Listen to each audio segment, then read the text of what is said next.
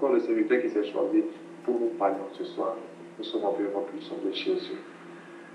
Père, nous te recommandons, Yahweh, celui que tu t'es choisi, Yahweh, ce soir pour nous bénir.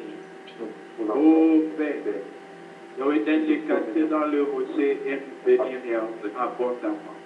Tu es venu afin que tes brebis aient la vie, mais la vie en abondance. Ainsi nous attendons cela de toi, Père d'un homme. Père, merci parce que tu vas te servir, Yahweh, de notre Père pour nous bénir. Agis puissamment à cause de ton nom.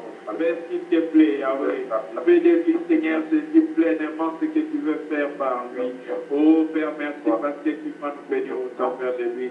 Merci pour la bénédiction que tu t'es préparée pour nous ce soir. Merci pour ta vie, Jésus.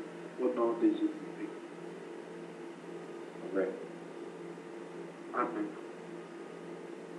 Nous allons mettre nos micros, s'il vous plaît, pour écouter encore des serviteurs que le Seigneur fait changer ce soir. Dans l'écoute bonne, que le Seigneur nous bénisse tous. Amen. Amen. Oui, shalom bien-aimés dans le Seigneur. Nous rendons grâce à notre Père qui nous garde en vie et qui nous connaît et qui a connu ce jour avant la fondation du monde. Si nous vivons jusqu'à ce jour, bien-aimés, c'est parce que il a des projets à faire dans nos vies. Il a beaucoup de choses encore à accomplir dans notre vie. C'est pourquoi tous les jours, nous devons toujours aller vers lui pour lui demander, Père, qu'est-ce que tu veux que je fasse aujourd'hui? Qu'est-ce que tu veux que j'accomplisse ces jours-ci? Parce que nous avons été créés, bien-aimés, pour un but. Oui, bien-aimés dans le Seigneur, hier, nous avions commencé à parler d'un nouveau thème concernant Jésus-Christ nous libère de tous nos ennemis. Comme verset de base, nous avons lu dans Luc chapitre 1, du verset 68 au verset 75. Je vais encore refaire la lecture. La Bible dit ceci. Dans Luc chapitre 1, du verset 68 au verset 75. Béni soit le Seigneur, le Dieu d'Israël, de ce qu'il a visité et racheté son peuple, et nous a suscité un puissant sauveur dans la maison de David, son serviteur, comme il avait annoncé par la bouche de ses saints prophètes des temps anciens, un sauveur qui nous délivre de nos ennemis et de la main de tous ceux qui nous haïssent. C'est ainsi qu'il manifesta sa miséricorde envers nos pères et se souvient de sa sainte alliance, selon le serment par lequel il avait juré à Abraham notre Père, de nous permettre, après que nous serions délivrés de la main de tous nos ennemis, voilà, le mot revient encore, de tous nos ennemis, de le servir sans crainte. Verset 75, en marchant devant lui dans la sainteté et dans la justice tous les jours de notre vie. Bien-aimés, en introduisant hier, nous avons dit que le but du salut, comme cela est révélé ici, c'est que lorsque Dieu nous sauve, le but c'est pour le servir. Lorsque Dieu nous délivre de tous nos ennemis, c'est pour que nous le servions, bien-aimés, sans crainte. Quand? Tous les jours. La Bible dit, au verset 74, afin de nous permettre, après que nous serions délivrés de la main de nos ennemis, de le servir sans crainte. Verset 75, en marchant devant lui dans la sainteté et dans la justice tous les jours de notre vie. Ça veut dire quoi? Pour marcher dans la sainteté et dans la justice tous les jours de notre vie, nous devons être libérés de tous nos ennemis. Bien-aimés, lorsque nous lisons ces choses, nous voyons bien que ce sont des prophéties qui avaient été annoncées, comme Zacharie est en train de prophétiser ici. Il dit que c'était des choses qui avaient été annoncées par les prophètes des temps anciens. Les prophètes parlaient de quelqu'un qui devait naître de la maison de David. Bon, voilà pourquoi on l'appelle le germe, c'est-à-dire le rejeton de David, celui qui sort de la maison de David. Or, nous savons que David était de Juda. Voilà pourquoi le Seigneur Jésus aussi, quand on voit ses parents adoptifs, Marie était de la famille de Lévi ou d'Aaron, mais Joseph était de la famille de Juda. Donc les prophéties disaient déjà qu'il fallait qu'ils viennent. Et eux, ils savaient que le Seigneur allait venir pour leur délivrer de tous leurs ennemis. Alors, qu'est-ce qui a fait que le Seigneur ne soit pas reçu en Israël ou reconnu comme le Sauveur ou le Messie qui devait venir? Parce que eux, ils avaient la conception, leur conception du salut était bien aimé erronée. Eux, ils voyaient le salut par rapport à ce qui est charnel, la libération certainement, par rapport à la domination romaine.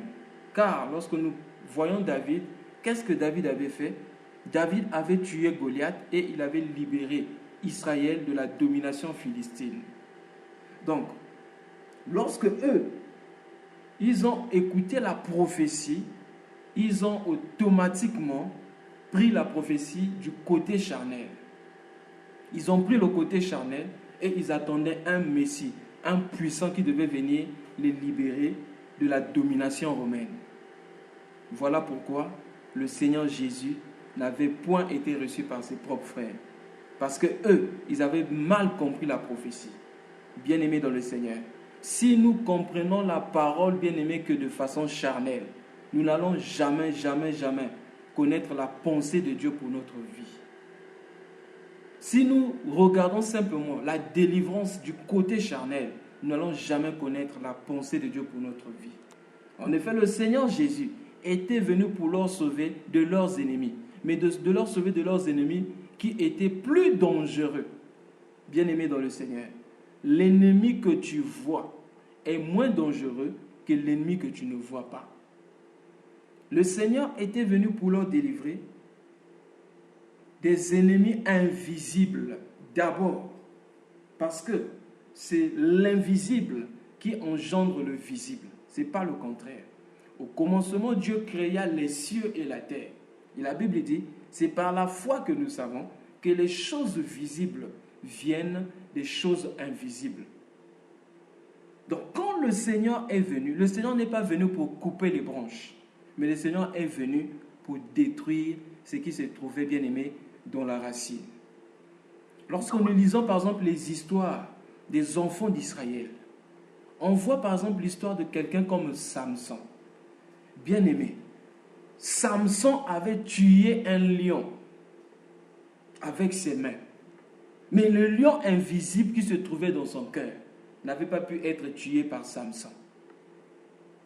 Oui, en parenthèse, bien aimé, comme thème, nous avons parlé hier du premier ennemi. Le premier ennemi, c'est le monde. Le deuxième ennemi, aujourd'hui, nous allons parler de la chair. Nous avons dit qu'il y a 3 ennemis. Le monde, la chair et Satan, le diable. Et ces 3 ennemis, bien-aimés, ce sont des ennemis invisibles. Et le Seigneur Jésus est venu pour nous libérer de ces 3 ennemis invisibles, afin que notre corps visible soit libéré aussi. Parce que le visible n'est que le résultat de ce qui se passe dans l'invisible. Voilà pourquoi il nous arrive de faire des songes. Tu fais un songe, tu vois quelques jours après la manifestation exactement du songe que tu avais vu. C'est pour montrer que le monde invisible, le monde spirituel vient avant. Mais si nous ne comprenons pas ces principes, nous allons rater beaucoup de choses et nous pouvons être victimes de beaucoup de choses. Plusieurs chrétiens font des prières, je dirais, curatives, mais ne font pas des prières préventives parce qu'on n'a pas la notion du monde spirituel. La Bible parle des ennemis au pluriel. Mais quels sont ces ennemis? Nous avons parlé du monde, la chair et le diable.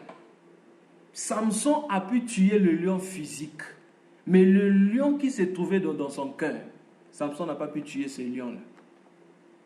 On peut aussi parler de David.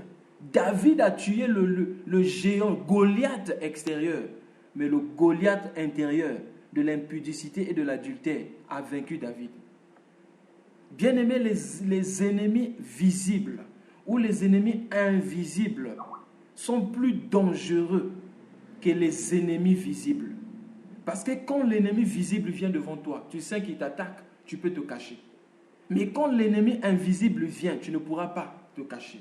Voilà pourquoi la majorité des grands qu'on a empoisonnés dans ce monde, des gens qu'on a tués, on a souvent utilisé leurs proches. Même le cas de notre Seigneur, on est passé par Judas pour l'accuser. Et c'est toujours comme ça. Là, il a dit, parmi ceux qui mangent avec moi ici à table, l'un de vous va me trahir. Pourquoi? C'est l'ennemi le plus proche. On utilise quelqu'un qui est proche. Si tu connais déjà ton ennemi, s'il te donne à manger, certainement tu ne vas pas manger. Mais si ton ami qui est proche de toi te donne à manger, tu vas manger sans doute, tu vas facilement manger et tu vas être empoisonné. Voilà pourquoi c'est très important de connaître nos ennemis spirituels. Et quand le Seigneur Jésus est venu pour nous détruire, pour nous délivrer plutôt des ennemis spirituels, afin que nous servions le Dieu spirituel. C'est ce que la Bible dit. Au verset 74, de nous permettre, après que nous serions délivrés de la main de nos ennemis, de le servir sans crainte. Aujourd'hui, plusieurs sont inefficaces dans le ministère, dans le service de Dieu, à cause de la présence des ennemis. Bien-aimés, pour servir Dieu avec efficacité, il faut servir Dieu étant libre du péché. C'est ce que le Seigneur Jésus a dit dans Jean chapitre 8, du verset 31 au verset 36. La Bible dit ceci. Après cela, le Seigneur dit aux disciples, aux Juifs qui avaient cru en lui, si vous persévérez dans mes paroles, vous êtes vraiment mes disciples. Vous connaîtrez la vérité, alors la vérité vous affranchira. Et les Juifs ont dit à Jésus, comment peux-tu dire cela? Nous n'avons jamais été esclaves de personne. Il dit, celui qui pratique le péché est esclave du péché. Mais si le Fils vous affranchit, vous serez réellement libre. Ces gens ne pouvaient pas être actifs, ne pouvaient pas être efficaces dans le ministère, dans le service de Dieu, parce qu'il y avait leurs ennemis. Aussi longtemps que notre cœur va nous condamner, la Bible dit Dieu est plus grand que notre cœur, on ne peut pas être efficace dans le ministère. Aussi longtemps que notre cœur nous condamne sur un péché quelconque, nous sommes dominés par le péché, nous ne pouvons jamais avoir de l'assurance lorsque nous prions. C'est pourquoi la Bible dit, si notre cœur nous condamne, Dieu est plus grand que notre cœur. Mais si nous demandons quelque chose qui est dans sa volonté, et la Bible dit, nous savons que nous possédons déjà cette chose, parce que nous sommes en bon rapport, nous avons une bonne relation avec le Seigneur. C'est lui qui a une relation parfaite avec le Seigneur, qui est libéré de ses ennemis, aura plus de foi. Nous avons dit que ce sont ces ennemis-là, il y avait le monde, nous avons expliqué le monde, nous avons dit que le monde, c'est un système. Et nous avons dit aussi que le monde prépare l'arrivée de l'Antéchrist. Nous n'allons pas y revenir. Certainement, d'autres bien-aimés vont toucher sur ce sujet en profondeur. Mais aujourd'hui, nous allons plus toucher concernant ce deuxième ennemi-là qui parle de la chair, c'est-à-dire la chair. Je disais que Samson a tué un lion physique, mais le lion spirituel qui était dans son cœur il n'a pas pu vaincre ce lion.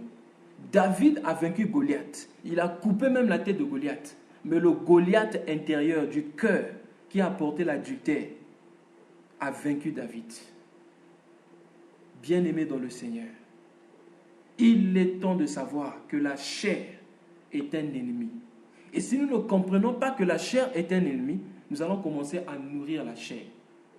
Le Seigneur Jésus, parlant du levain, nous présente 3 sortes de levain. Si nous pouvons rapidement prendre Marc chapitre 8.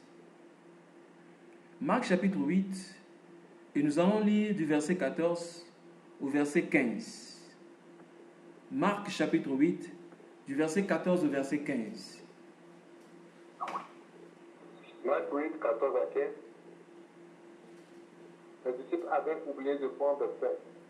Il n'y en avait qu'un seul avec eux dans la barque. Jésus leur fit cette recommandation. Gardez-vous avec soin du levain des pharisiens et du levain des autres. Amen. Amen.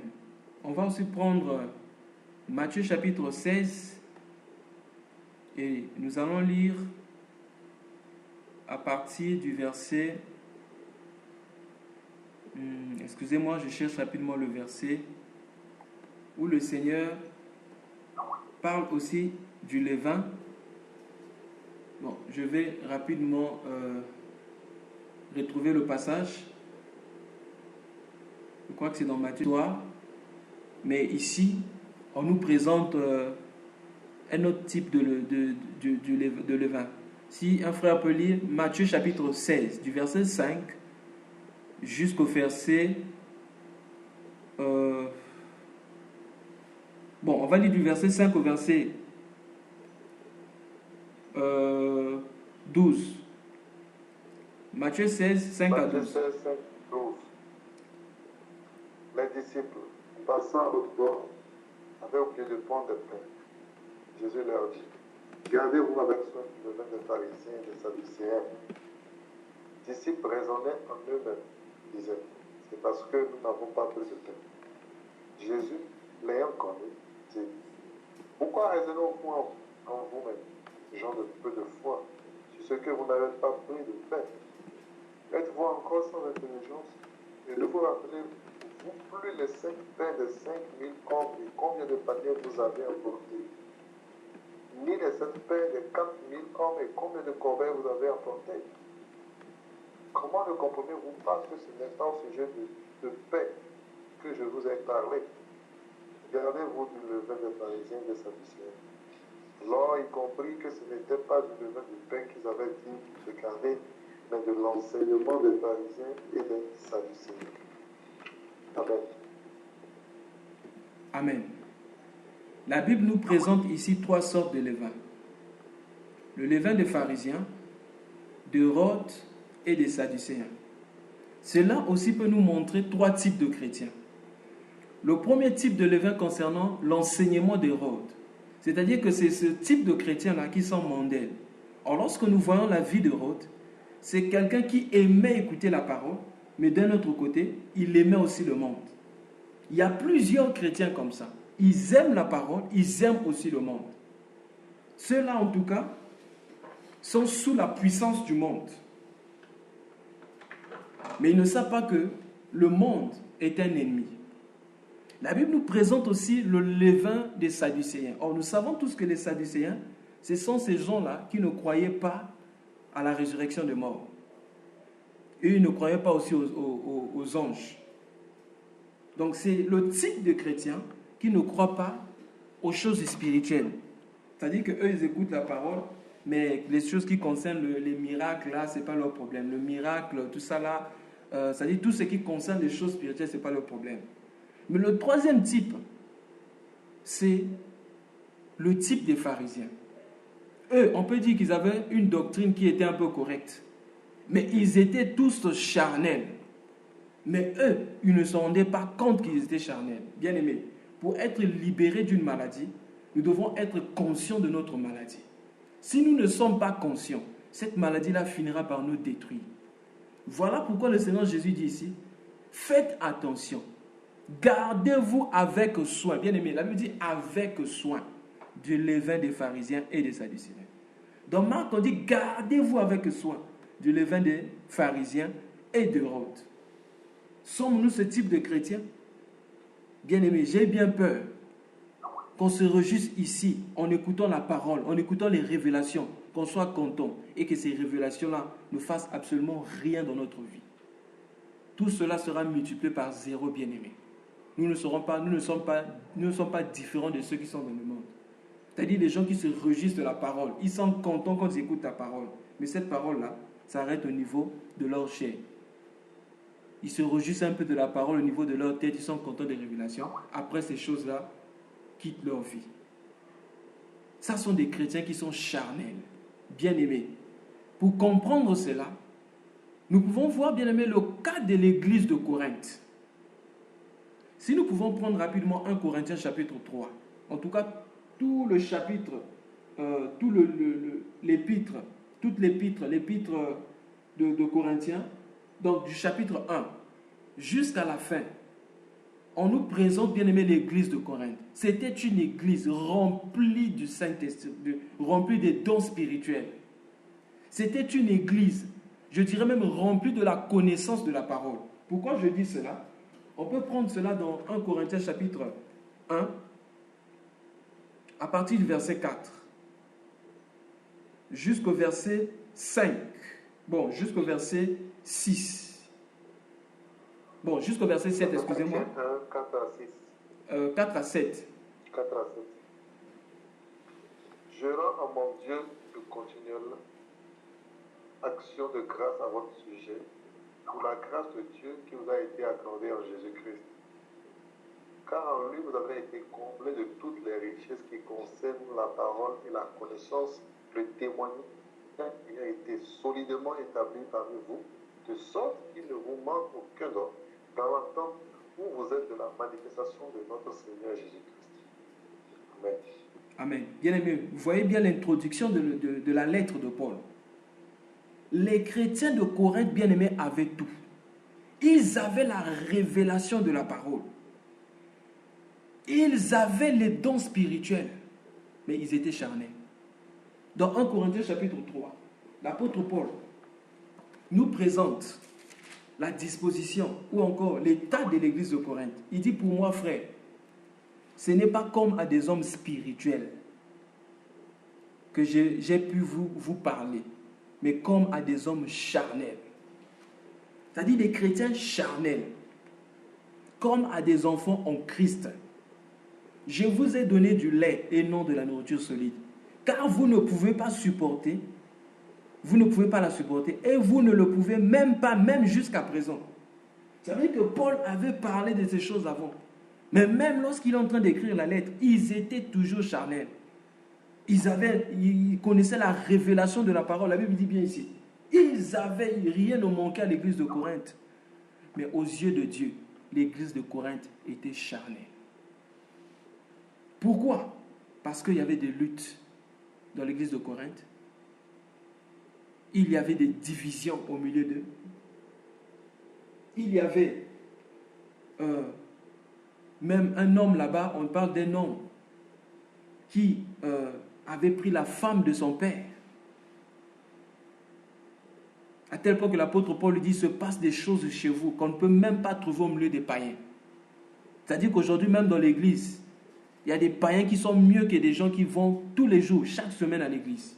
Pourquoi? Parce que c'est des gens qui n'ont pas fait attention à cet ennemi-là qu'on appelle la chair.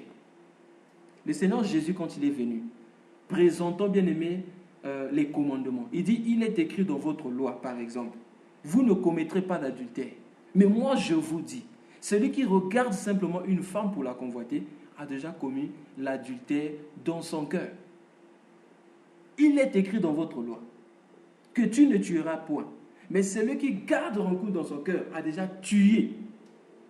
Donc le Seigneur Jésus n'est pas venu pour couper les branches. Le Seigneur Jésus était venu pour couper la racine.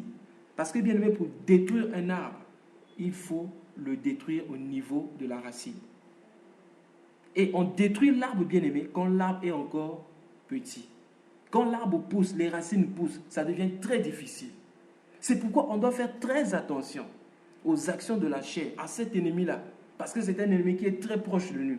Nous vivons encore dans ce corps périssable. Et aussi longtemps que nous sommes dans ce corps périssable, nous serons bien aimés tentés à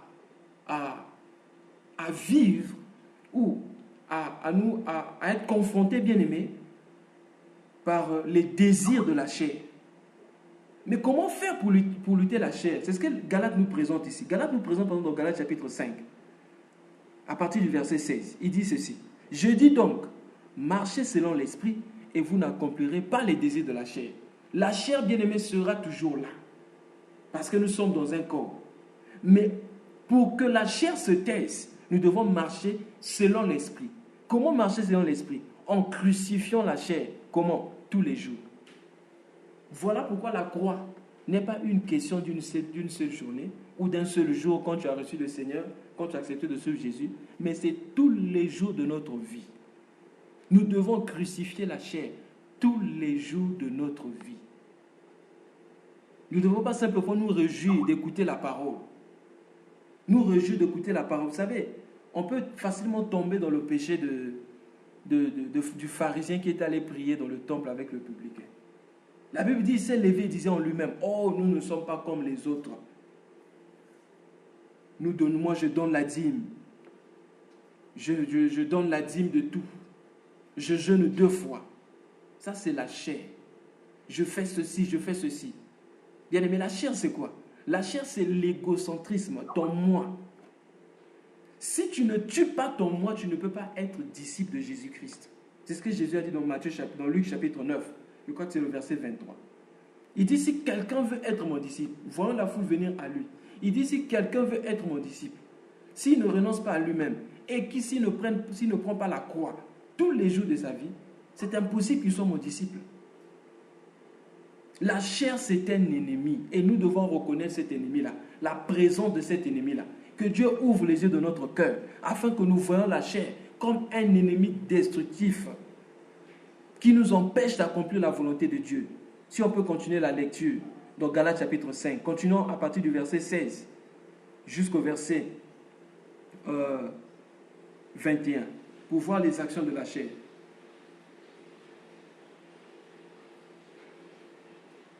Galates 5, 16 à 21.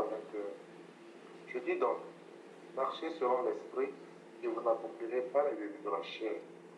Car la chair a des désirs contraires à ceux de l'esprit.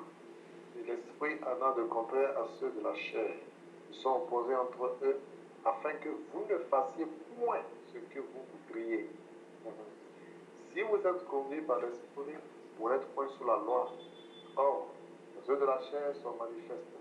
Ce sont l'impudicité, l'impureté, la dissolution, l'idolâtrie, la magie, les inimitiés, les querelles, les jalousies, les animosités, les disputes, les divisions, les sectes, l'envie, l'ivrognerie, les excès de table et les choses semblables.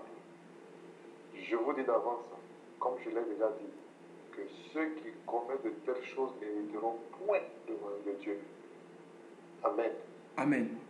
La Bible dit, tous ceux qui commettent ces genres de choses ne pourront hériter le royaume de Dieu. Or, le but du malin, c'est quoi? Le but du diable, c'est quoi? Nous éloigner de Dieu. Et là, la chair aussi va nous éloigner de Dieu si nous ne reconnaissons pas la chair dans notre vie. Et si nous ne comprenons pas que nous devons crucifier la chair, notre moi. Lorsque Ève a mangé le fruit, elle a célébré notre moi. Et le centre d'adoration a été déplacé. C'est Dieu qui était le centre d'adoration. Mais maintenant, le centre d'adoration est devenu l'homme. Voilà pourquoi même dans les églises, les gens sont charnels, mais ils ne savent pas qu'ils sont charnels. On prêche simplement des choses qui font plaisir au corps. Comme dit, je crois que c'est 2 Timothée chapitre 4, à partir du verset 3. L'apôtre Paul dit, il arrivera un temps où les gens ne supporteront plus la saine doctrine. Mais ayant la démangeaison d'entendre les choses agréables, c'est-à-dire la démangeaison de satisfaire leur chair, ils vont se former une foule de docteurs, afin que ceux-ci prêchent les choses selon leurs désirs. Les désirs de l'esprit sont contraires à ceux de la chair. Et on a précisé les choses de la chair, la manifestation de la chair.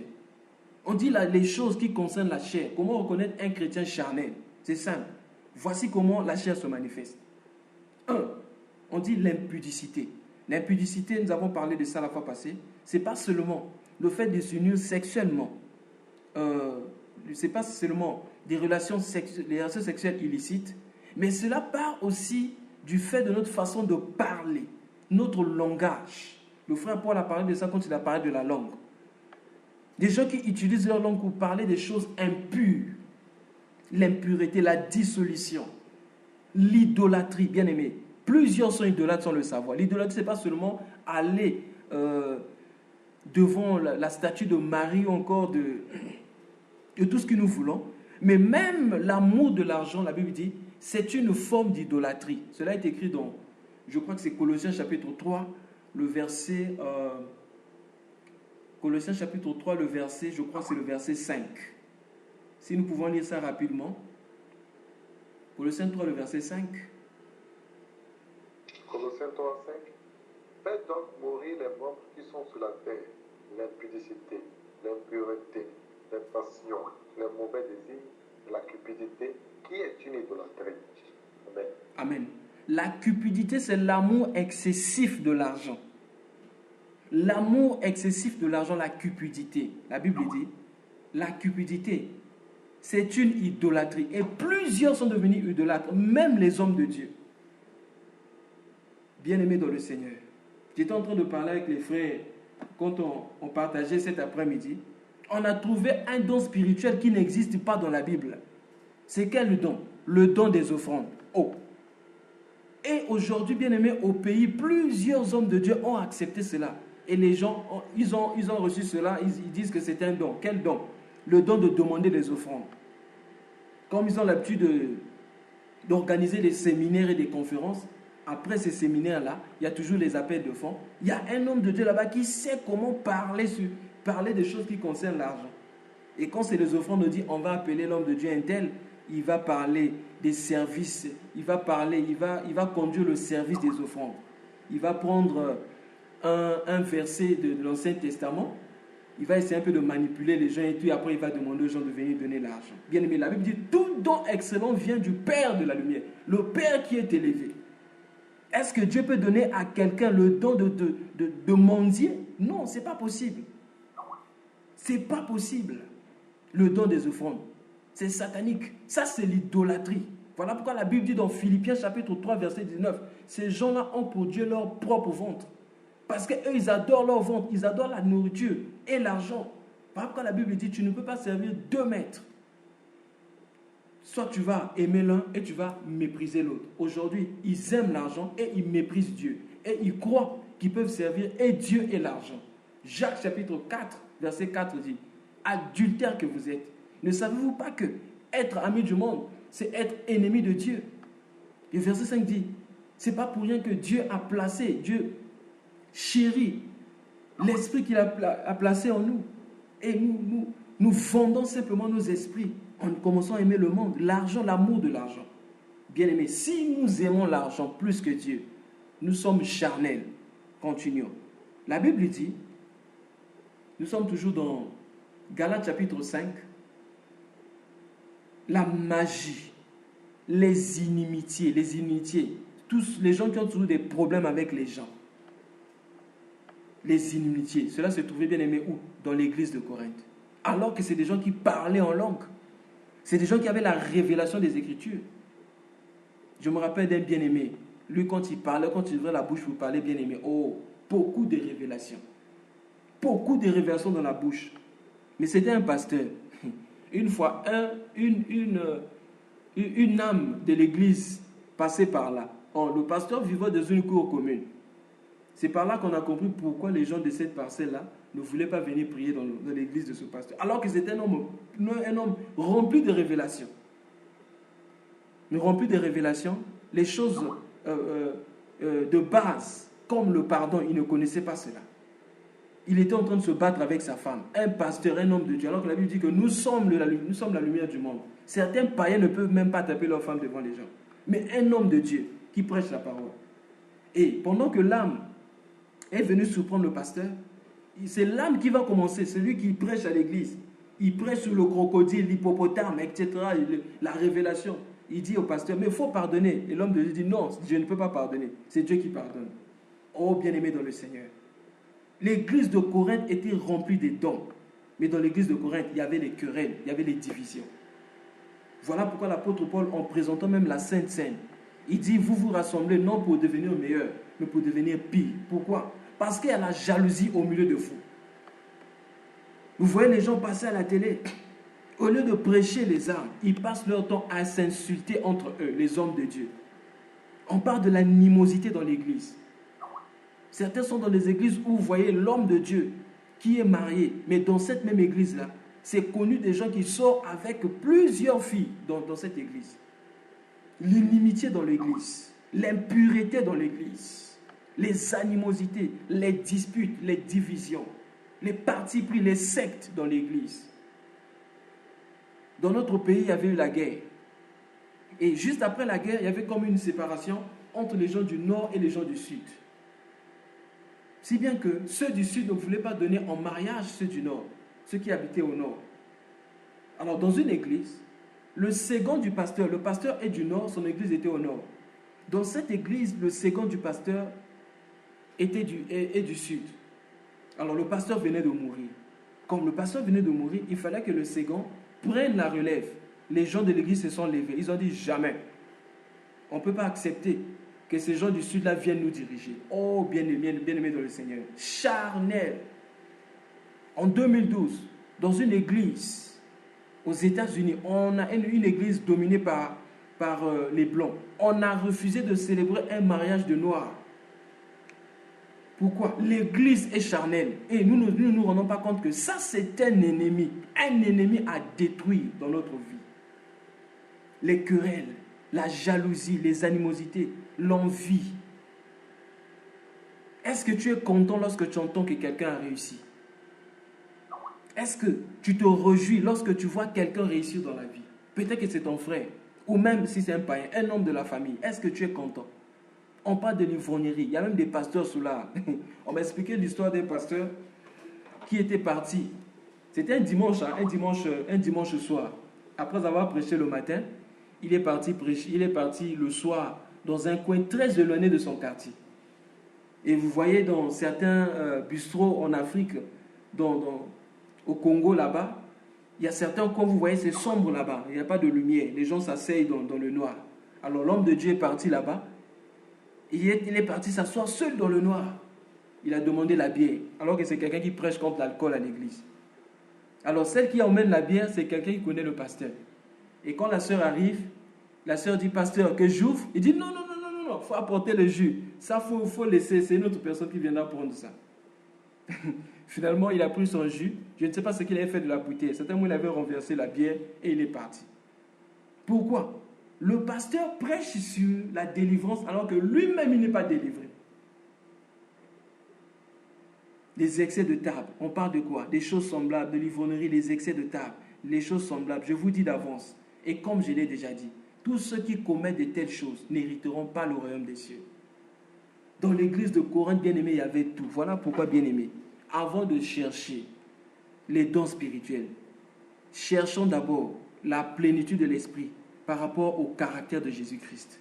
Avant de chercher la manifestation spirituelle des dons de Christ, avant de chercher le ministère de Jésus, cherchons d'abord le caractère de Jésus. C'est le plus important. L'église de Corinthe, bien-aimé, n'avait pas compris cela. Et dans l'église de Corinthe, on écoutait, quand nous lisons toujours le chapitre 3, l'apôtre Paul dit, parmi vous, il y a des gens qui disent, moi je suis de Paul, moi je suis d'Apollos, moi je suis de Pierre.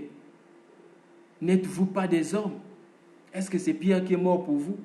Mais c'est l'église actuelle, exactement l'église actuelle. Combien dans l'église aujourd'hui on présente, les gens s'identifient non pas par rapport à Christ, au corps de Christ, mais les gens s'identifient par rapport à leur mouvement. Moi, mon père spirituel, c'est un tel. Nous sommes de telle église. Et il y a la division entre les églises. Oublions que nous formons tous, bien-aimés, un même corps. La chair, c'est un ennemi bien-aimé à combattre.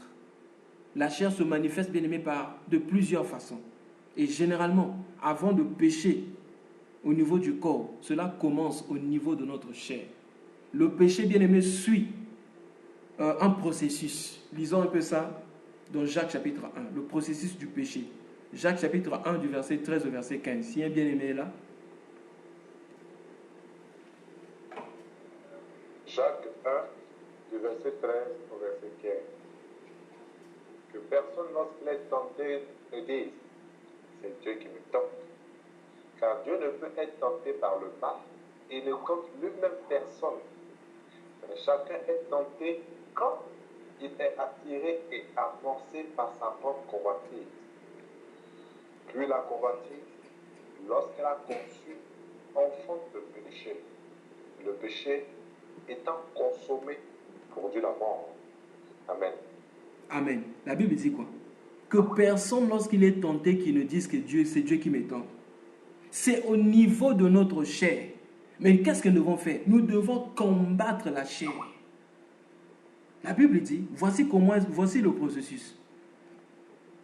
Car Dieu ne tente lui-même personne. et ne peut lui-même être tenté. Verset 14. Mais chacun est tenté quand il est attiré. Il y a d'abord le fait d'être attiré. Car Ève a dit que, la Bible dit que la femme vit que l'arbre était bon à manger, agréable à la vue, l'attraction. Attiré et amorcé par ses propres convoitises. Puis la convoitise, lorsqu'elle a conçu, elle enfante le péché. Ensuite, le péché étant consommé, produit quoi? La mort spirituelle. Et cela peut entraîner aussi la mort physique. N'attendons pas que le péché porte des racines pour crier à Dieu, pour crucifier la chair. On doit faire très attention. Le diable est très malin. Voilà pourquoi, même lorsque nous sommes sur l'ordinateur, faisons très attention aux images que nous voyons. Car une simple image, tu vois une femme en bikini, en maillot de bain, ça peut laisser quelque chose en toi dans ta pensée. Ça s'émet déjà quelque chose qui va t'entraîner à l'adultère, à l'impudicité. Une chanson que tu as écoutée, ça peut s'aimer quelque chose en toi. Comme bien aimé, nous devons faire très très attention. Jésus a dit, vous êtes purs à cause des paroles que je vous ai annoncées. C'est pourquoi c'est très dangereux pour un chrétien d'écouter les musiques du monde. La Bible dit, heureux l'homme qui ne s'assoit pas en compagnie de moqueurs et qui ne trouve pas, qui ne marche pas selon le conseil des méchants. Les images que nous voyons, les films que nous suivons, les séries que nous suivons, la musique que nous écoutons, ce sont des conseillers qui vont influencer notre vie demain. Nous sommes ce que nous sommes aujourd'hui par rapport à ce que nous avons écouté hier, par rapport aux décisions que nous avons écoutées hier. Nous serons ce que nous serons demain grâce aux décisions que nous prenons maintenant. Bien-aimés dans le Seigneur, la chair est un ennemi très très très dangereux. Vous voyez des héros comme Samson, comme David. Ces gens-là n'avaient pas le Saint-Esprit en eux. Voilà pourquoi c'était difficile pour eux de combattre la chair. Vous voyez des héros, des sages comme Salomon, quelqu'un qui marchait avec Dieu, mais ils n'ont pas fait attention. Mais dans la nouvelle alliance, nous avons reçu le Saint-Esprit qui nous donne la capacité de détruire les œuvres de la chair. C'est ce que nous avons lu dans Colossiens chapitre 3. Je relis encore au verset 5. Faites donc mourir les membres qui sont sur la terre. Ce n'est pas Dieu qui va faire mourir, mais vous faites mourir. C'est-à-dire, nous devons décider, reconnaître cela. Aussi longtemps que nous ne savons pas que nous sommes malades, on ne peut pas aller à l'hôpital. Mais c'est quand tu sais que tu es malade, tu sais que la chair c'est un ennemi, tu vas faire aussi ta part de responsabilité. J'avais une faiblesse. Quelle était ma faiblesse? À chaque fois qu'une fille passait, il fallait que je me retourne pour voir derrière. Mais un jour, j'ai prié le Seigneur, Seigneur, aide-moi, je sais que cela est mauvais. Et le Seigneur m'a aidé. Mais c'est parti d'abord par la volonté, le désir que j'avais de laisser cela. Est-ce que, bien-aimé, tu désires cela? Le bien-aimé Paul nous avait prêché sur ces choses. Le Seigneur Jésus-Christ, pendant les jours de sa chair, il a prié avec larmes. Parce qu'il ne voulait pas tomber. Il ne voulait pas tomber dans le péché. Est-ce que nous nous réjouissons quand nous regardons les images qui tendent vers la pornographie? Est-ce que nous nous réjouissons lorsque nous regardons cela? Bien-aimés, ce sont ces choses-là qui vont nous faire tomber demain. La chair, c'est un ennemi très, très, très dangereux, mais qui est invisible.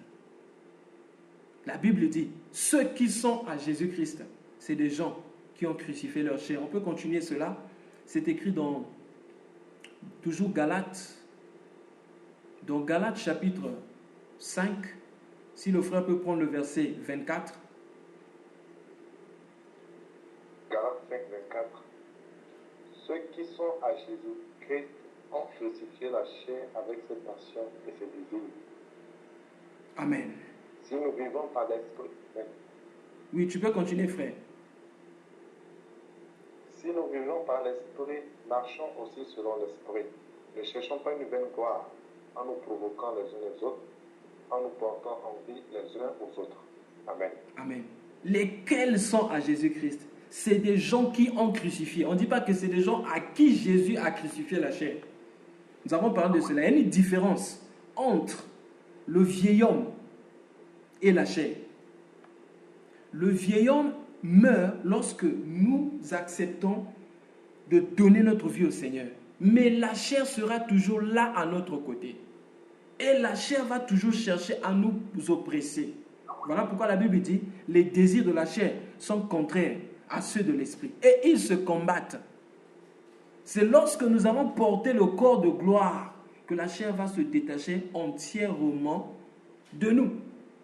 Mais aussi longtemps que nous sommes sur terre, nous devons nous rendre compte que la chair est là. Et comme la chair est là, je dois protéger le Saint-Esprit qui est en moi. Vous savez, bien aimé, une femme enceinte, c'est une femme qui ne... Quand une femme tombe enceinte, ses habitudes changent, son comportement change, même ses habitudes alimentaires changent. Le vieil homme, c'est Dieu qui détruit. Le vieil homme meurt, mais la chair doit être crucifiée tous les jours. C'est très important, bien aimé, que nous comprenions ces choses. De peur d'être victime. On nous a montré ici la manifestation des œuvres de la chair. Sommes-nous encore dans ces choses? Mais quel était le problème des pharisiens? Quand on voit les pharisiens, apparemment, les pharisiens vivaient pieusement devant le Seigneur. Apparemment, je dis bien. Mais quand on voit en profondeur, c'est des gens qui étaient charnels. Pourquoi? Parce qu'eux, ils cherchaient à obéir à Dieu selon la loi. Alors que la Bible dit dans le livre de Jean chapitre 1 verset 17 que la loi est venue par Moïse, la grâce et la vérité sont venues par Jésus-Christ. Mais ceux qui sont à Christ ont crucifié. Ici, on parle même de la vraie circoncision. Si le frère peut nous prendre Philippiens chapitre 3, le verset 3. Philippiens 3, 3. Bon, Philippiens 3, 2. Philippiens 3, 2 à 3. Philippiens 3. Je ne me lasse point de vous écrire les mêmes choses, et pour vous cela est salutaire. Prenez garde aux chiens, prenez garde aux mauvais ouvriers, prenez garde aux faux circoncis, car les circoncis, c'est nous, qui rendons à Dieu notre culte par l'Esprit de Dieu, qui nous glorifions en Jésus-Christ et qui ne mettons point notre confiance en la chair. Amen. Quels sont les circoncis? C'est ces gens-là qui ne mettent pas leur confiance dans la chair. Oh, bien-aimés dans le Seigneur, on doit faire très attention. Tout à l'heure, je disais que la chair, c'est l'ego en nous. Or, l'ego là parle par exemple, on parle de la confiance en soi. Quand tu as confiance en toi-même, bien-aimé, c'est une façon de mettre ta confiance dans la chair. Nous pouvons prendre l'exemple de Pierre. On avait cité cela la fois passée. Quand Pierre disait à Jésus que moi je ne veux pas t'abandonner, même jusqu'à la mort, je partirai avec toi. Pierre était sincère. Bien aimé, Pierre était très sincère. Pierre a tout laissé pour suivre Jésus. Et même lorsque Jésus l'appelait, il a dit arrière de moi Satan. Pierre a continué à suivre Jésus. Il dit c'est toi qui as les confiances, qui as les paroles de la vie.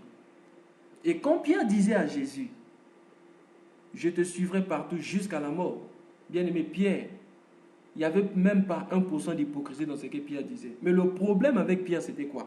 Pierre avait la confiance en lui-même. Avoir confiance en soi, c'est la chair. Si tu as confiance en toi, tu ne pourras pas mettre ta confiance dans ce que Dieu fait. Bien aimé, nous nous rappelons des disciples de Jésus. Quand ils sont rentrés de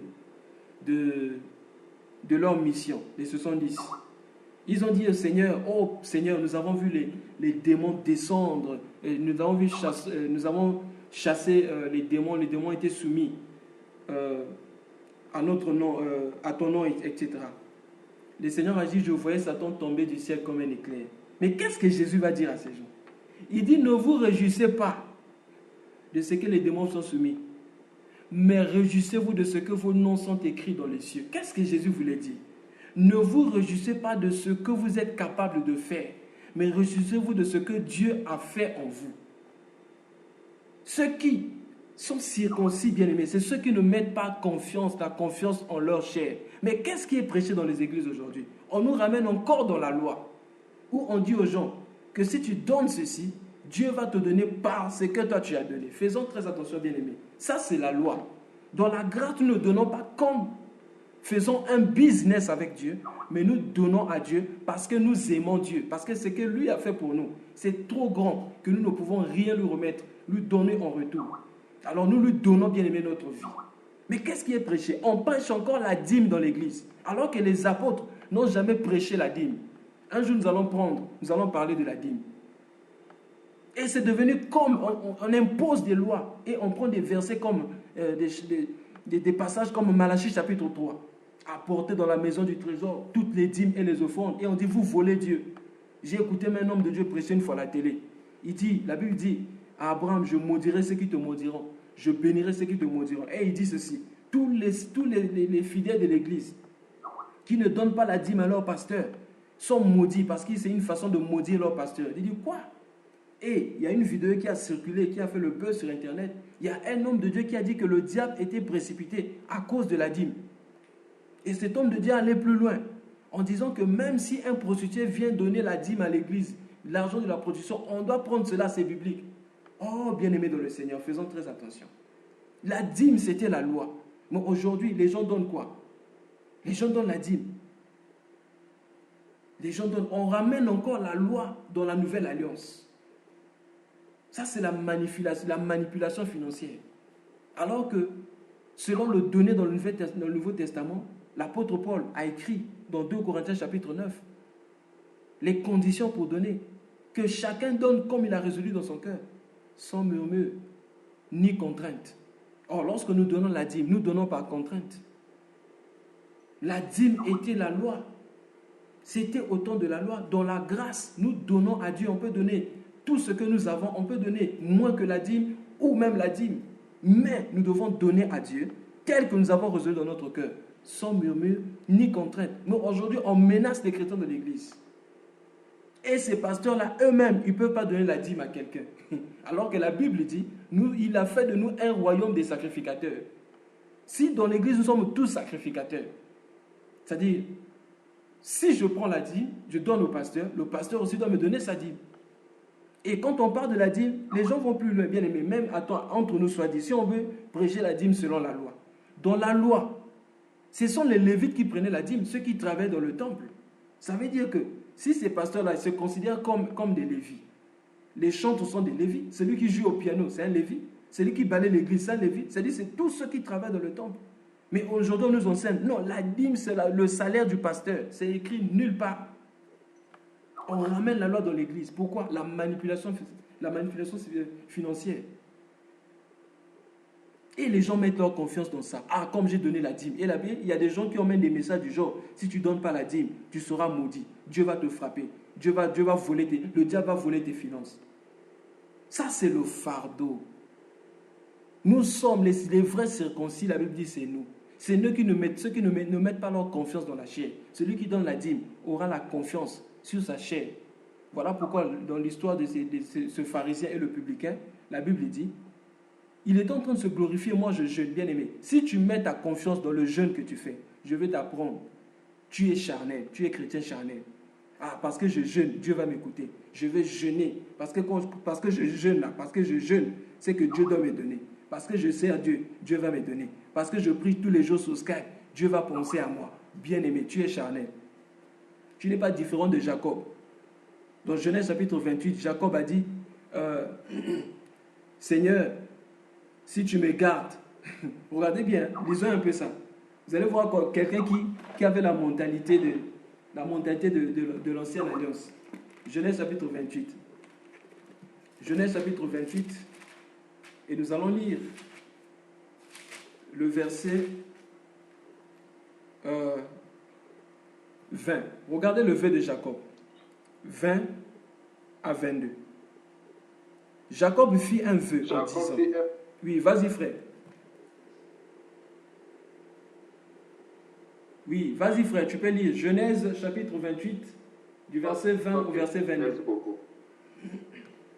Merci beaucoup. Jacob fit un vœu en disant, si Dieu est avec moi et me garde pendant ce voyage que je fais, s'il me donne du pain à manger et des habits pour me vêtir, et si je retourne en paix à la maison de mon Père, alors l'Éternel sera mon Dieu. Cette pierre que j'ai dressée pour monument sera la maison de Dieu. et je te donnerai la dîme de tout ce que tu me donneras.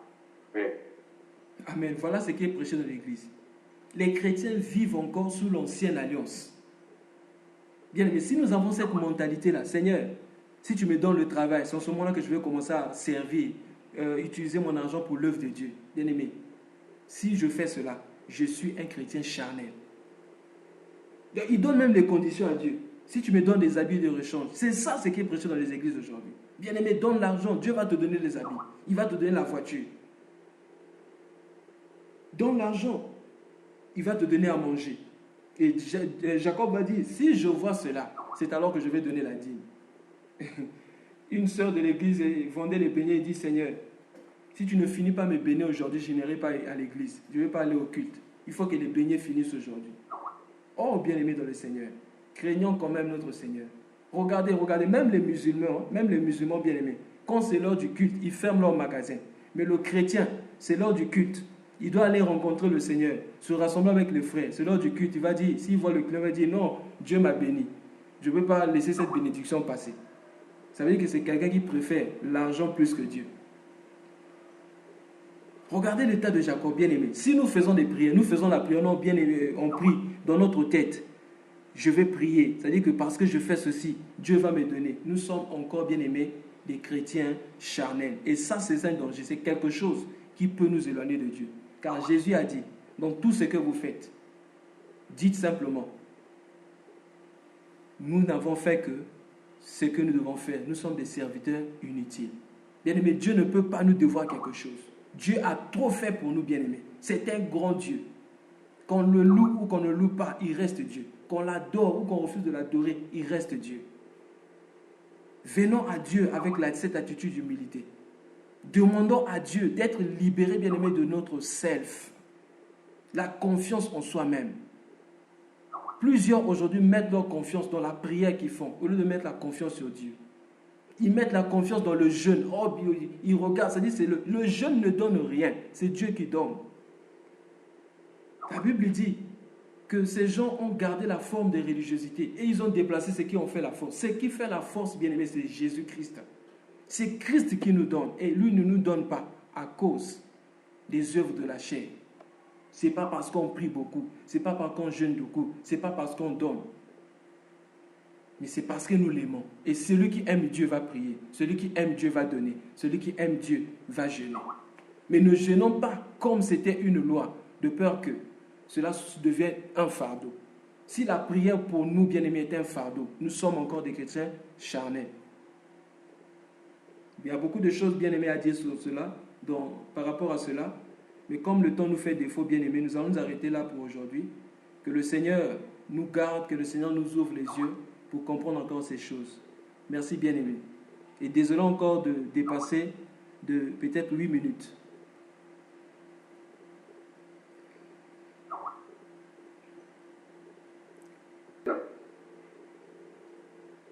Amen. Nous rendons gloire à Dieu. Dieu nous aime tellement. C'est parce qu'il nous aime qu'il nous parle ici.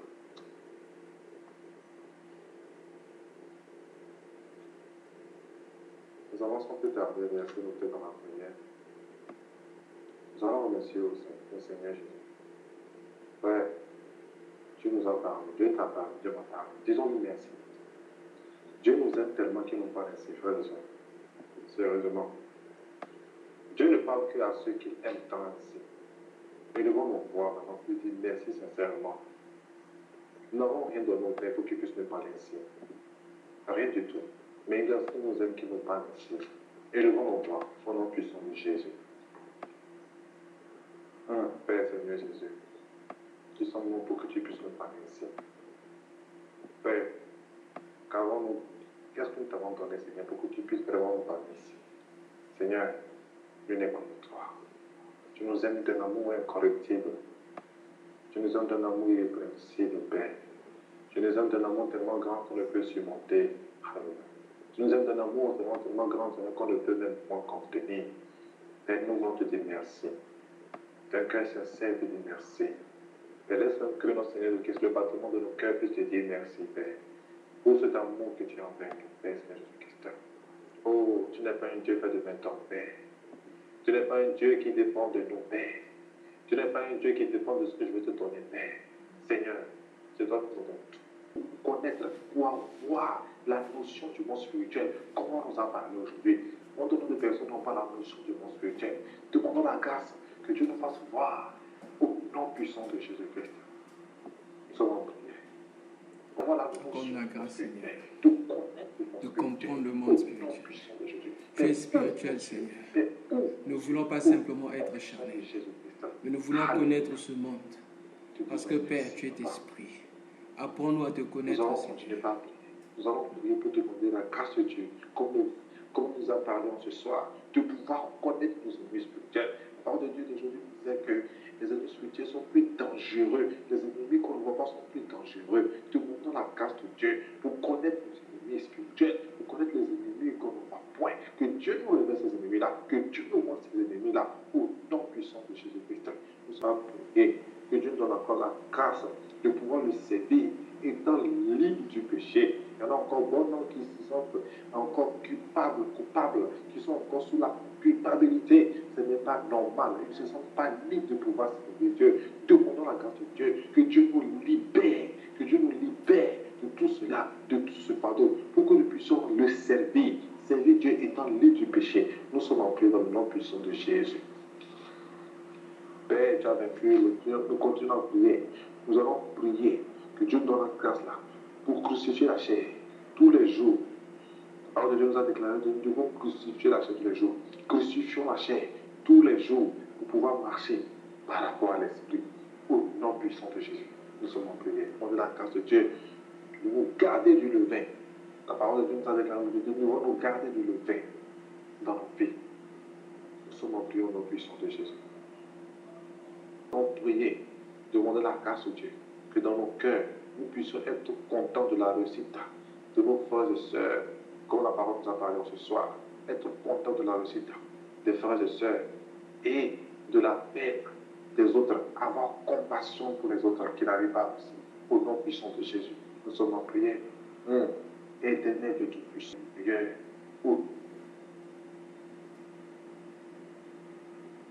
Toi a été mis toute la plénitude, Papa Seigneur. Père, nous venons à toi, Seigneur. Nous venons à toi, et puissant. Nous venons à toi, et puissant. Père, aie pitié de nous, Père. Père, nous ne voulons pas nous attacher au temps. Nous voulons nous attacher à toi, Papa Seigneur. À toi, et puissant. À avoir le fruit de l'esprit, l'amour, au nom puissant de Jésus. Père, donne-nous de travailler l'intérieur plus que l'extérieur. Donne-nous, Seigneur, d'enlever les mauvaises choses en nous au nom puissant de Jésus. Donne-nous de nous écarter, Papa Seigneur, des mauvaises choses en nous, éternel puissant. Donne-nous de louer. Peut-être que devant nos yeux, nous avons dit que c'est petit. Mais dans les cieux, Dieu sait pourquoi il a fait ainsi. Devant Dieu, c'est grand. Ne soyons point ingrats, mais rougissons de ce que Dieu fait à nous et disons-lui merci pour tout cela chaque jour de notre vie. Dans le nom puissant de Jésus, apprenons à nous réjouir de ce que Dieu fait par nous. Alléluia. Et disons-lui merci pour cela. Père, comme son nom, en toutes circonstances, en toutes choses, de ne point avoir confiance en nous, de ne point avoir confiance en nos œuvres que nous faisons, comme le jeu, parce que j'ai prié, parce que j'ai fait ceci, mais d'avoir seulement et seulement confiance en Dieu et encore en Dieu du seul. Au nom puissant de Jésus, que nous pouvons détruire notre self-confidence. Excusez-moi du terme en anglais, mais ne pas avoir confiance en nous-mêmes. Au nom puissant de Jésus, nous sommes en prière.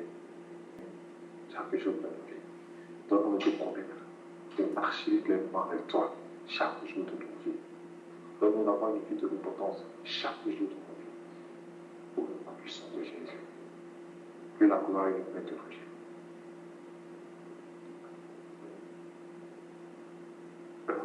S'il vous plaît, si un frère ou soeur a un sujet de prière,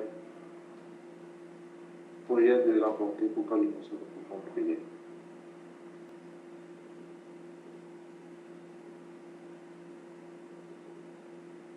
Dieu, nous rendons gloire au Saint-Esprit pour tout ce qu'il fait.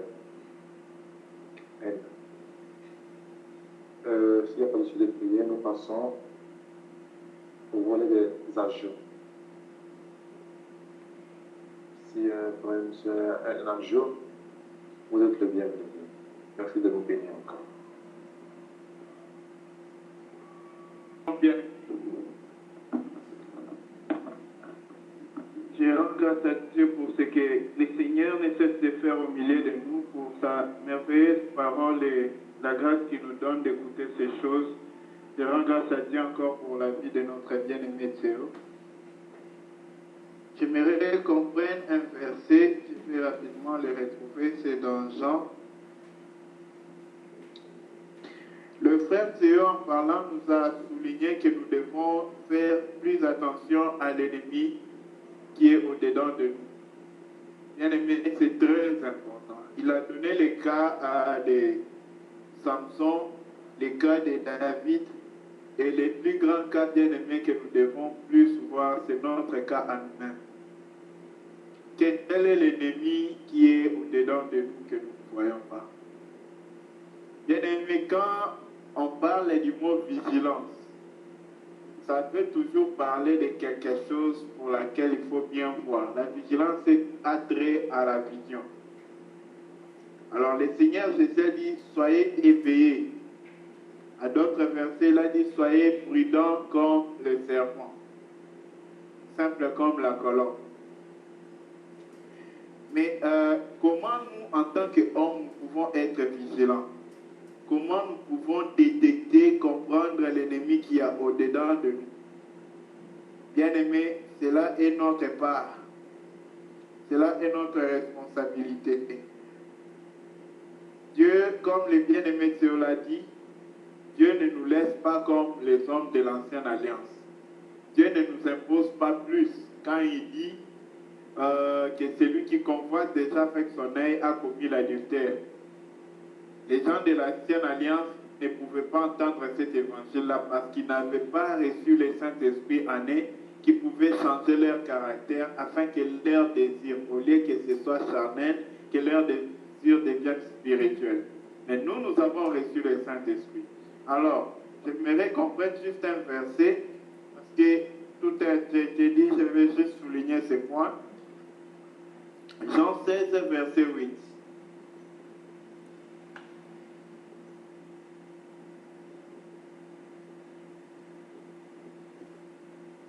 Si un bien-aimé a trouvé, peut nous le lire.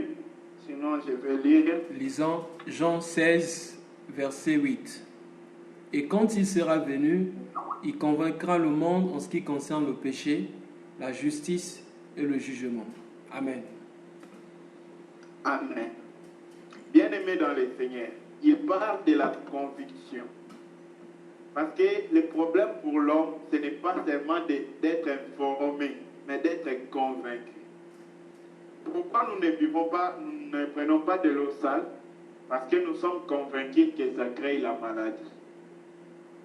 Le problème, c'est la conviction. Est-ce que cette information que ceci est mal, c'est nuisible, est-ce vraiment certaine au-dedans de nous? Est-ce qu'on est vraiment sûr que ceci est mal au-dedans de nous?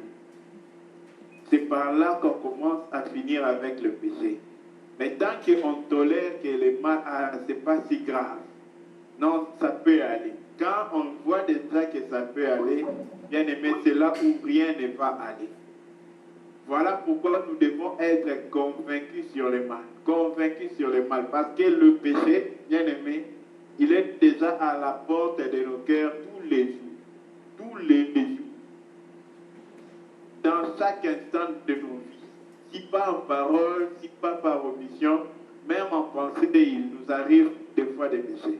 Les péchés nous attendent à tous les points de nos vies.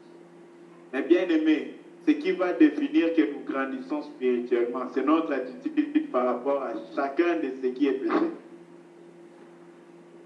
Et pourquoi est-ce qu'aujourd'hui certaines choses sont devenues tolérables au-dedans de nous? Bien aimé, la seule simple chose, c'est que la personne a déjà commencé à justifier son péché. Soit il a déjà commencé à tourner le dos quand le Saint-Esprit lui parle du péché. Le Saint-Esprit dit ne fais pas ça, c'est pas bien. Tout ce qu'on entend, c'est voilà, par nos consciences. Mais le Saint-Esprit parle aussi par la conscience. Mais quelle est notre réaction? Alors le Saint-Esprit, il agit par un principe. Quand il parle, si tu prêtes l'attention, il te parlera davantage. Voilà pourquoi, pour croître spirituellement, à chaque fois quand l'Esprit parle, il faut prêter l'attention et se détourner. Mais quand nous écoutons et nous ne nous détournons pas, nous prenons plaisir à cela. Le Saint-Esprit est attristé. Bien aimé, même nous en tant qu'hommes, je vais prendre un exemple. J'ai un voisin qui, des fois, quand je lui dis quelque chose, sa réaction par rapport à ce que je dis est tellement désagréable que même si je vois un danger, j'hésite un peu pour le lui dire. Pourquoi? Parce que ce que j'ai dit, il n'y a pas prêté attention. Le Saint-Esprit nous aime, il ne nous quitte jamais. Mais quand nous péchons, il est attristé. Et il ne peut pas nous parler à la même intensité qu'il a parlé avant. Voilà pourquoi, des fois, nous n'entendons plus Dieu nous faire des remarques quand même nous faisons quelque chose de pire. Bien aimé, c'est parce que nous avons tué la voix de la conscience. Cette voix-là a baissé jusqu'à se taire. C'est une des choses que nous devons vraiment faire attention. Lorsque Dieu nous a déjà mis convaincu que ceci est mauvais, il a mis en évidence cela dans notre pensée, nous devons nous détourner de cela. Et si nous n'arrivons pas, quand est-ce que Dieu comprendra qu'on a vraiment envie de nous débarrasser? C'est si nous recourons dans la prière pour lui dire, Seigneur, je n'arrive pas, sauve-moi de ceci, délivre-moi de ceci.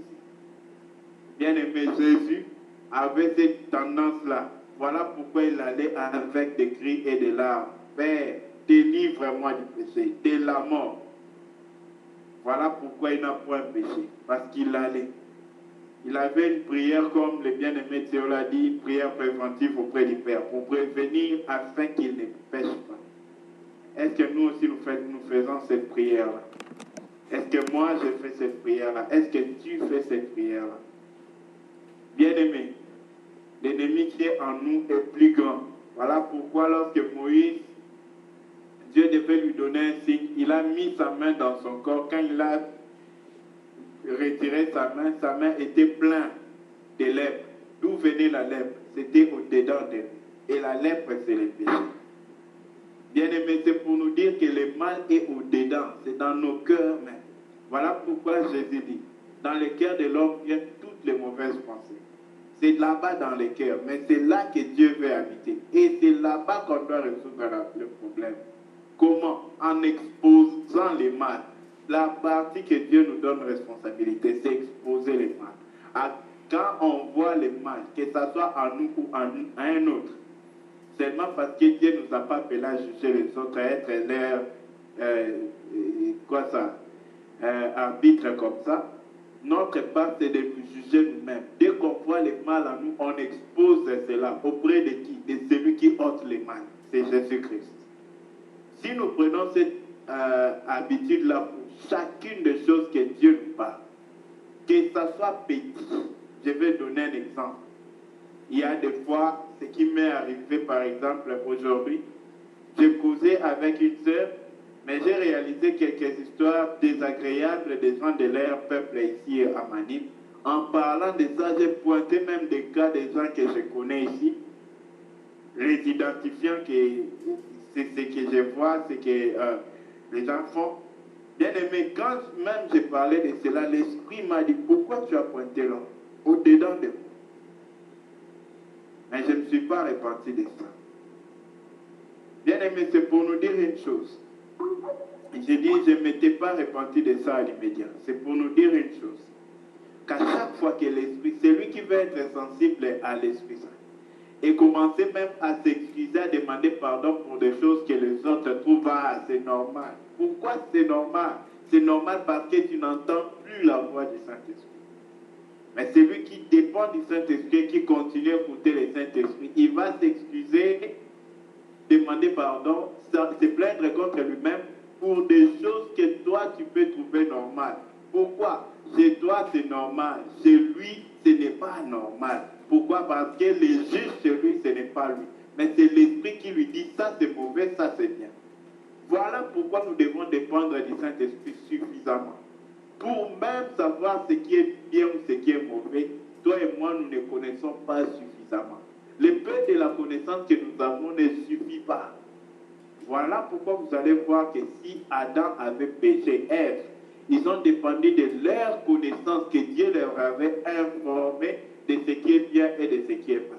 Mais ils n'ont pas dépendu de Dieu. Mais Dieu veut que nous puissions dépendre de Dieu pour connaître qu'est-ce qui est mal, qu'est-ce qui est bien. Et quand Dieu nous dit ça c'est mal, ça c'est bien, c'est cela qui est mal. Ce n'est pas ce que nous connaissons, ce n'est pas ce que nous comprenons, mais ce que Dieu défend, ce que Dieu condamne en nous par son esprit. Voilà pourquoi, bien aimés, nous devons toujours nous examiner, toujours nous juger continuellement. Après avoir même dit une bonne chose, rentrer auprès de Dieu pour s'examiner. C'est très important. C'est le secret pour s'améliorer. Si nous ne faisons pas ça, nous ne serons jamais meilleurs. Pardonnez-moi pour l'instant. Merci.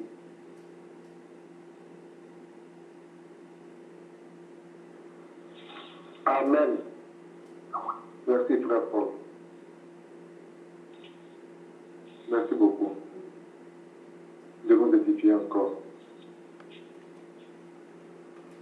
S'il vous plaît, si un bien-aimé ou une bien-aimée a quelque chose à ajouter, merci de l'apporter pour nous bénir encore et encore et encore. Nous nous mettons à son point de la parole. Un petit ajout. C'est tellement petit, quoi. C'est par rapport à l'enseignement, lorsque le frère est en train d'exhorter. Vraiment, nous devons faire attention à l'enseignement. Pourquoi je dis ça? Parce que moi, par exemple, avant, quand je ne connaissais pas vraiment la parole, on nous avait enseigné certains trucs. Je donne seulement un exemple.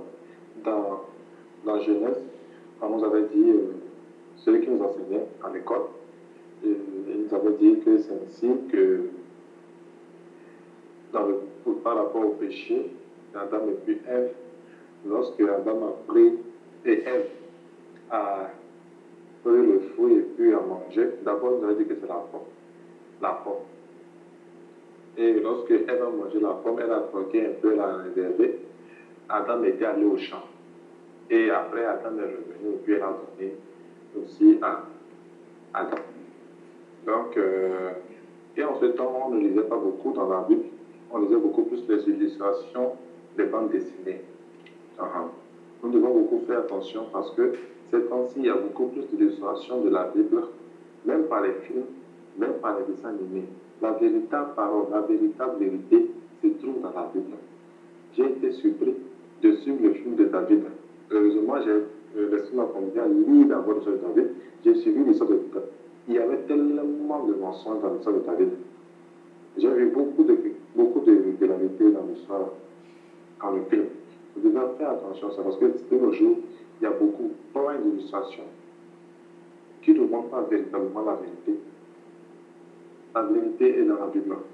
Une chose encore, par rapport aussi à l'enseignement,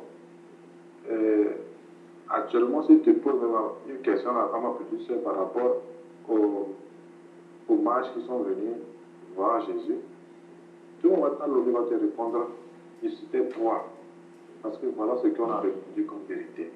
Alors que dans la Bible, on n'a jamais donné le nombre de mages qui étaient allés voir Jésus-Christ. Ça aussi. Donc nous devons, on essaie de modeler un peu, changer un peu l'enseignement.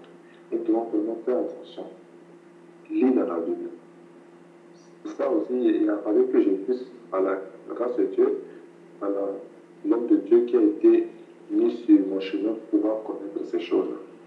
Il y a encore aussi un exemple. Tout le monde, par exemple dans mon pays, tout le monde dit que, même les chrétiens, quand ils disent tout le monde, c'est la plupart des chrétiens, ils disent que Noé a pris tous les animaux et il a oublié un animal, c'est la licorne.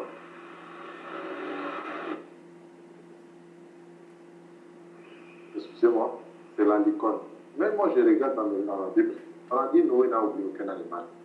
J'ai dit, où est la licorne dans la Bible là? On a parlé, j'ai dit, mais montrez-moi la licorne dans la Bible. Il n'y a pas de licorne dans la Bible. Noé n'a pas oublié un animal sur la terre.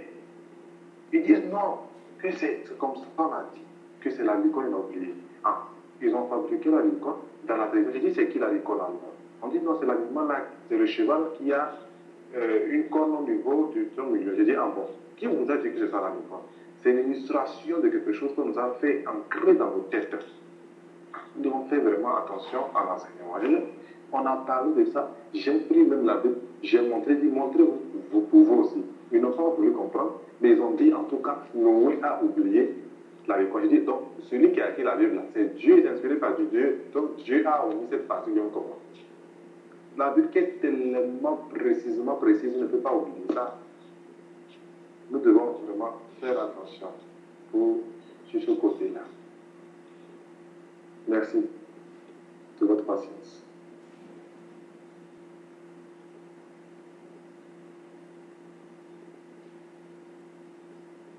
Excusez-moi encore de venir.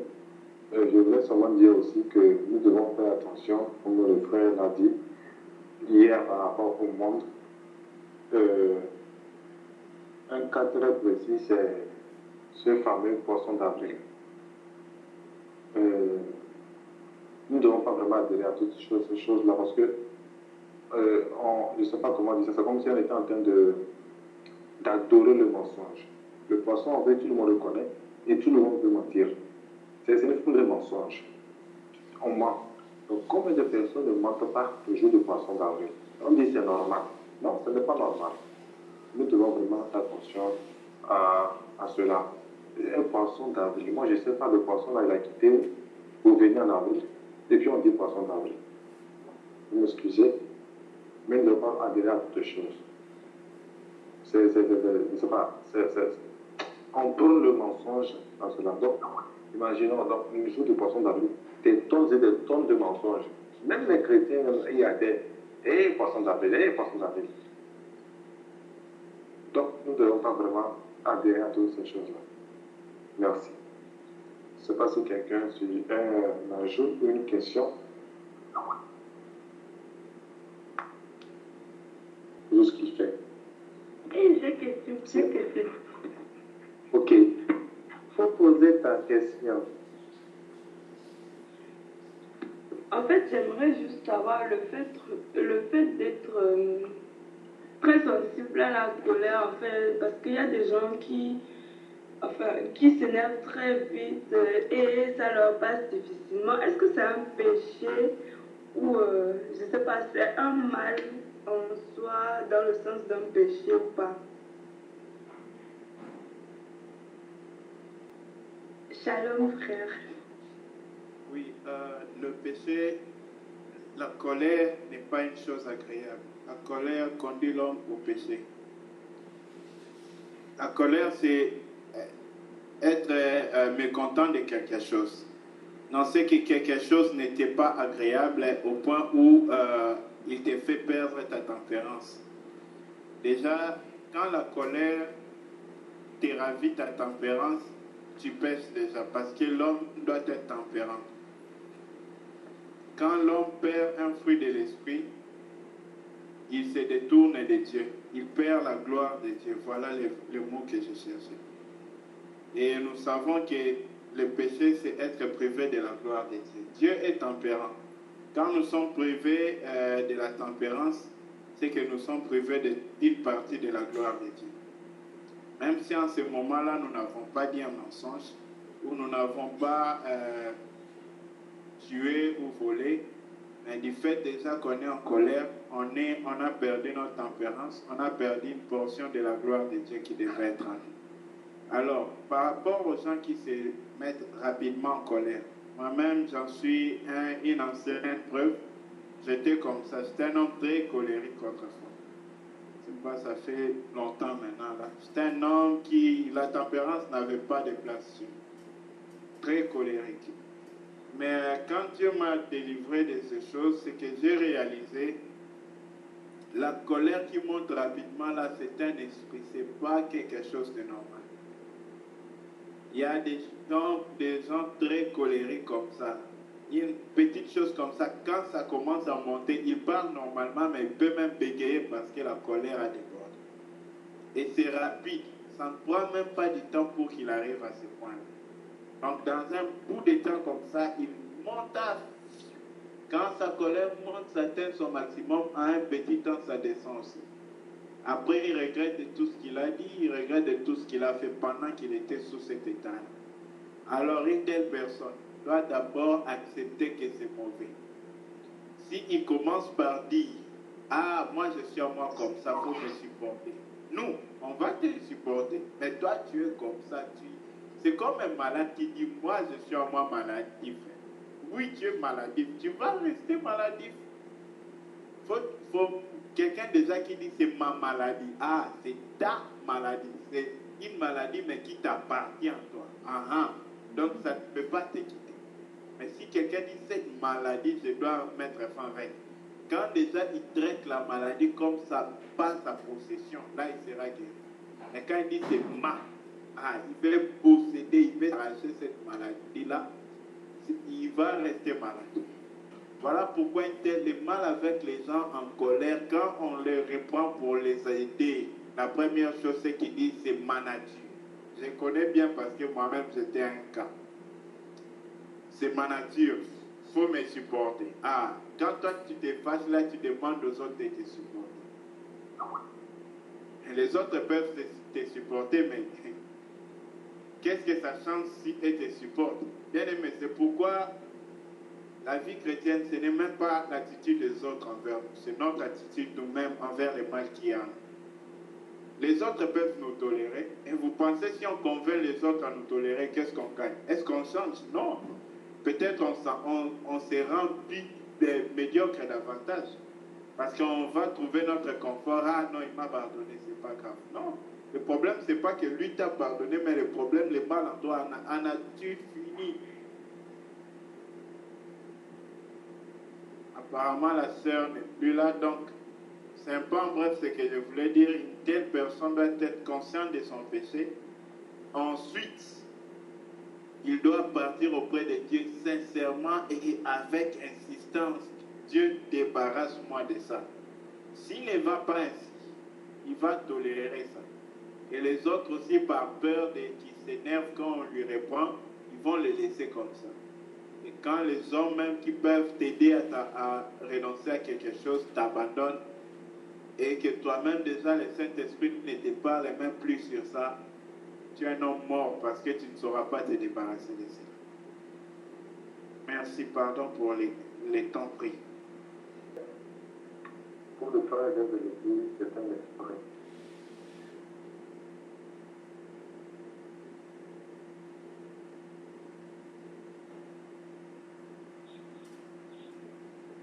Jusqu'à ce pas, ce qui n'est pas bien. Ce que je voulais dire aussi par rapport à la colère, pourquoi je m'énerve? Bon, peut-être, je pense que c'est par rapport à notre nous. Tu vois, c'est comme si je me donne cette autorité-là, et ils sont quoi? Je me donne cette autorité-là, je suis plus grand, je suis ci, je suis là. Donc si je m'énerve, c'est comme si je veux me montrer que ce qu'ils sont en train de faire, c'est pas normal par rapport à moi. Donc je suis impatient, intempérant, et je n'aime pas l'amour. Voilà. Comme par exemple, je sors tout à l'heure et j'ai une peau noire et puis un blanc me voit, un indien me voit et il commence à se moquer de moi, il me fait des choses de nature raciste. Bon. Il y a des gens qui ne vont pas pouvoir se maîtriser, ils seront fâchés. Ah, pourquoi me dire c'est là, parce que je suis noir, des choses comme ça. C'est vrai, ça fâche, mais parce que nous avons l'amour de Dieu, parce que Christ nous a changé, comme lui, on pouvait l'appeler prince des démons. Prince des démons. Et il n'a pas répondu. Il ne s'est même pas énervé. Donc, nous voyons combien de fois Jésus était humble. Donc, je pense que la colère commence déjà, comme le frère a dit, c'est vrai, mais le fait aussi que nous ne sommes pas véritablement humbles. Parce que nous pensons être élevés par rapport aux autres. Nous voyons, les choses, je ne sais pas comment expliquer ça vraiment, vous m'excusez, mais c'est comme si je suis hautain, je suis orgueilleux, je suis plus que les autres. Donc, c'est comme si, je ne sais pas comment expliquer ça, vous m'excusez, mais c'est un peu quelque chose ainsi. Voilà. Donc, ça doit aussi passer par l'humilité. Ça passe beaucoup par l'humilité. Lorsque nous ne sommes pas humbles, ça entraîne la colère. C'est comme l'ego, le nous. je suis, avec comme je suis plus que. Donc, nous devons vraiment, comme le frère a dit, savoir que nous sommes vraiment tolérés, reconnaître cela, aller au point de Christ, demander la grâce de Dieu pour être libre de cela. Parce que c'est pas bien. Surtout avec les frères et surtout dans le couple. Parce que les gens s'énervent jusqu'à aller frapper les femmes, ils sont tellement colorés jusqu'à aller frapper les femmes, ou bien des femmes aussi qui sont tellement colorées vont commencer à se battre envers leur mari. Ce n'est pas normal. Ce n'est pas normal, ça ce n'est pas de Christ. On dit la femme d'être soumise au mari. Ce n'est pas normal, ce n'est pas de Christ et c'est un esprit. Nous devons d'abord reconnaître cela et aller au cœur de Christ, aller au pied de la croix pour être libre de cela. Et c'est tellement important. Il y a beaucoup de personnes aujourd'hui qui sont tellement corrigées. Ceux qui sont, je ne sais pas, comment. Il y a le sang qui bout, là, de la puberté, surtout ceux qui sont à partir de 20 ans en allant, tout ça là, ils sont chauds là. Puis ils se disent, personne n'est plus fort que moi, personne n'est plus grand que moi. Donc, dès qu'on leur fait quelque chose, ils s'énervent déjà. Parce qu'ils se croient plus grands que les autres. Et puis ils ne se pas se battre. On a vu plein de personnes qui se battent et c'est devenu normal. Il faut que je montre que je suis le grand ici. Il faut que je démontre mon territoire. Je ne dis pas mon territoire, que c'est moi. Des choses ainsi, nous devons vraiment être humbles. Vous m'excusez pour le temps beaucoup pris. Merci, voilà ce que je pouvais apporter. Si quelqu'un, frère ou sœur, a quelque chose à apporter par rapport à la question de professeur Carmen.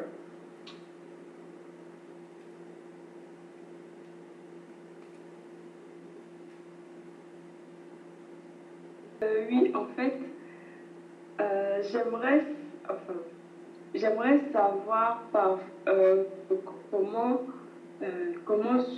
surmonter les avis des autres ou les on-dit des autres parce que parfois quand je parle par rapport à la prière, la Bible et tout ça, ou par rapport à certaines choses qui se font qui ne devraient pas être faites, en fait, ça crée des tensions parfois même avec certaines personnes de mon entourage qui n'arrêtent pas de dire des trucs et parfois, en fait, moi, ça tend à m'énerver.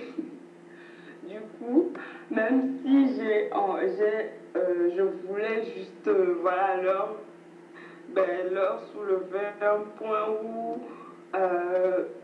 un point par rapport à un truc qu'on disait et que c'est pas bien, que je fais référence à la Bible, finalement, ça crée encore des tensions. Et puis, moi, leur façon de parler, parfois, je sais pas, ça m'énerve.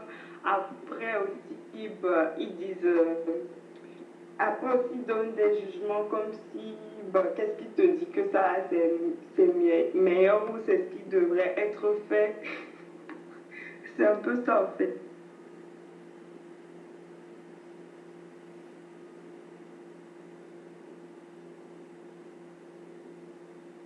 Est lié à certaines choses que nous réalisons. Même je me souviens à Kin, on allait souvent faire des débats avec les gens d'autres églises parce qu'ils confessaient des choses qu'on trouvait vraiment horribles. Et on parlait des fois même parce qu'on parle, tu sens que tu es vraiment fatigué. Donc tu es venu comme si c'est toi qui devais défendre Dieu. Dieu, on ne le défend pas. On ne combat même pas, on ne peut même pas dire que c'est nous qui soutenons Dieu ou qui défendons Dieu. Mais on ne peut rien faire pour rendre Dieu plus fort ou plus confortable. Il n'y a rien que l'on peut faire. Des fois même, tellement les gens ne comprennent pas, ils sont dans le noir, ils confessent des choses qui ne sont pas vraies. Tu perds même ta tempérance, tu es vraiment... Tu veux réagir, mais non, mais comment on fait ça? Ça, c'est du diable. Et tu commences à sortir même, faute de colère, tu commences à sortir même des arguments qui ne sont pas dignes, des paroles qui ne sont pas dignes d'un chrétien. Comme ça, tu dis, ce que vous faites là, c'est le diable. Donc, ce que vous faites, c'est par le diable que vous le faites. Or, ce qui peut convaincre l'autre, s'il est quelqu'un qui a visé sur les œuvres du Saint-Esprit, que tu parles par le Saint-Esprit, c'est d'abord ta tempérance, ta douceur. La conviction que l'autre soit convaincu, ça ne viendra pas par notre colère. Quand on se met dans des états de colère, que l'autre va croire, parce qu'on ne sait pas la teneur de notre voix. Non, ça ne va pas convaincre l'autre. La conviction vient lorsque le Saint-Esprit éclaire la personne là où il avait les ténèbres dans sa pensée, dans son cœur.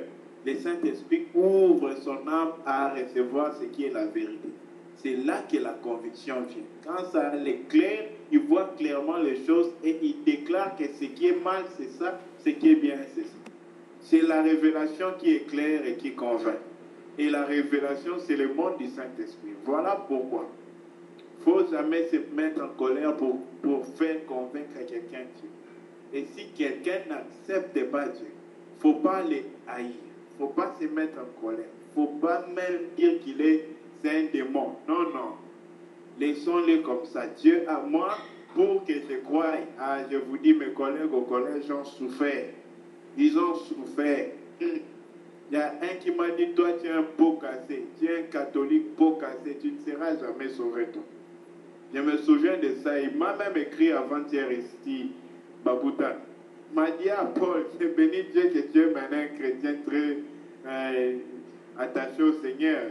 Il dit, mais c'est quelque chose qu'on ne pouvait pas croire. Parce qu'ils ont débattu avec moi quand j'étais catholique. Et je leur ai dit, arrêtez avec ces aventures-là des églises de réveil.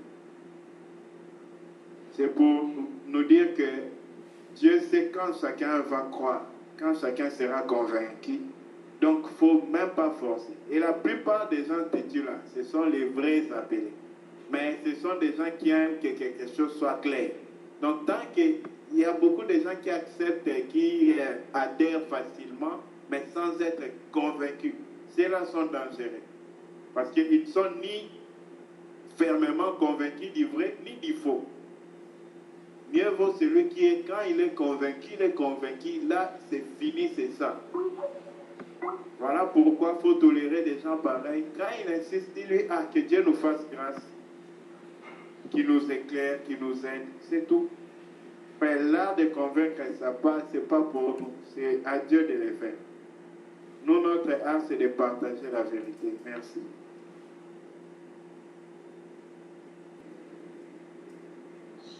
Ce que je voulais dire, c'est que d'abord, gloire à Dieu pour ce que Dieu a pu faire dans ta vie, c'est Carnet. Si déjà tu arrives à dire des choses et puis les gens, il y a déjà opposition, disons gloire à Dieu. Parce que Dieu ne fait rien au hasard, que comme ses paroles sont en train de travailler dans nos vies et nous nous détachons tout doucement du monde. Si déjà le monde commence par t'opposer, pour te dire non, ceci, cela, ce qui veut dire que le monde commence par te détester. Et nous marchons tout doucement, tu marches tout doucement encore avec Jésus-Christ. La deuxième des choses que je voulais te dire, c'est que, comme le frère Paul vient de le dire, affirmer, c'est pas nous qui